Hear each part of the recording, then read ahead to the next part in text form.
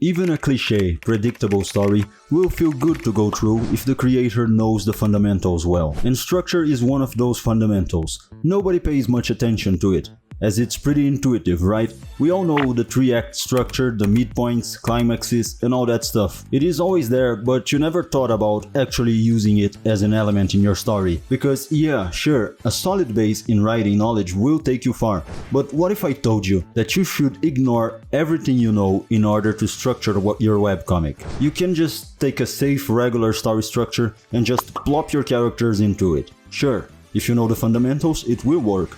But what if we took a better look at what structure actually is and what it does to your story? By the end of this video, you'll have an idea of how to take the most basic, predictable story and make it extremely fun and memorable by only changing its structure, meaning the order of events. You see, life has infinite little stories that happen to everyone and everything all the time, but you don't see a 2-hour movie about someone forgetting their keys and going back to grab them, right?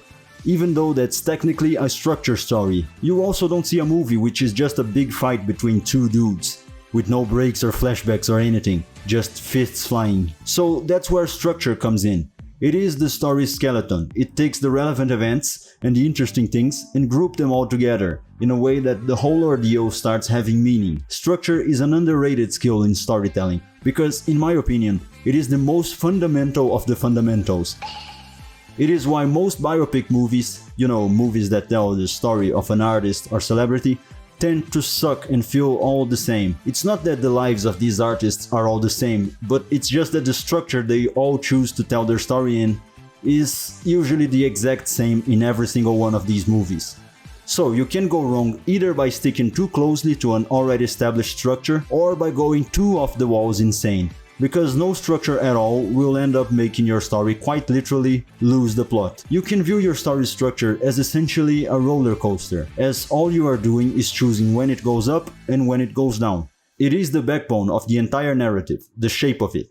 But what I like to do, that I don't see a lot of people doing, or at least talking about it, is having two separate structures working alongside each other. I have the logical structure, for example, this scene right here is where we have action. This one is where we have a slow moment, these types of scenes. And then I add in the emotional structure, like this scene is where we are sad, this one is where we are happy, etc. I like to separate these two things, the factual and the emotional, because I think it makes for a more dynamic, emotional, interesting story. It incentivizes you to create different compelling scenes by combining different emotions with events. By doing that, you can end up with something like the potato chip scene in Death Note, a very emotionally triumphant scene combined with the fact that Light Yagami is simply writing stuff and eating chips. So instead of going through the motions and talking about a 3-act, 4-act structure and all of its tropes, let's talk about something more relevant for us webcomic creators. Manga and long-running webcomics tend to follow a different approach to structure though. In these formats, creators will generally start with a clear beginning, an eventual end already planned in their heads, and a few key midpoints in mind, but much of the story is made up as they go. This allows for a consistent release schedule and keeps the momentum going for both the readers and the creators. The focus here isn't necessarily on wrapping up the story in a neat, cohesive structure like you would in a film, but rather on keeping the story running for as long as the audience remains engaged. In a long-running series, the story can be extended infinitely. You can add endless subplots, character developments, and new arcs whenever you feel like it. Popular shonen manga are the best examples of this, where the plot constantly evolves with new places and characters and mysteries. The overarching goal always exists, finding the One Piece, becoming the ninja president, but the joy is in the journey itself rather than rushing to an end, as corny as it sounds. This flexible structure gives creators the freedom to explore the world and characters in depth as much as they want, and it has a different feel from traditional story structure because it feels much more close to the author, and the audience will get the vibe that nobody else could pull off this story but the creator himself. It feels more personal. Having a loose structure like that will allow for you to take that update of the week approach, while always having that sense of progress and structure. I don't think you can 100% just make it as you go though.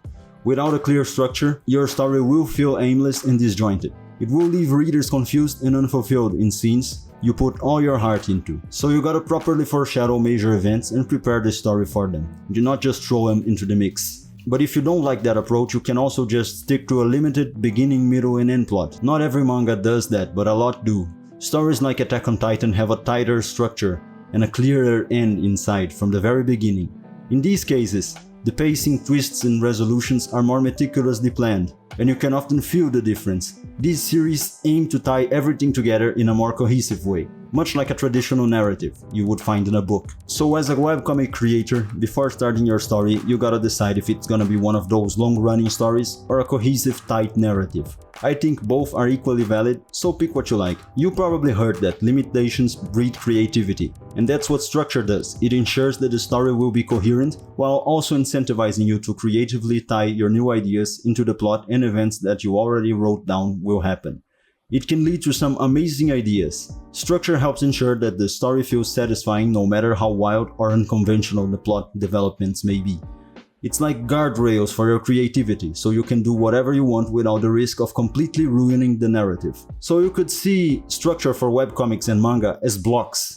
Like you have the beginning block, which must be captivating as it is the selling point of the entire story. You have the midpoint block, which is a turning point, and the ending. But in between these blocks, you can add however many blocks you want, with as many types of arcs as you want. So I think it's pretty useful to see manga and webcomic structure as this modular thing where you just add in arcs and make them cohesive as you go. That's how I see story structure for webcomics, and I think it's very practical for you to see it like that as well. I have a course on writing webcomics, link is in the description, and all I can say now is keep writing, because the best is yet to come.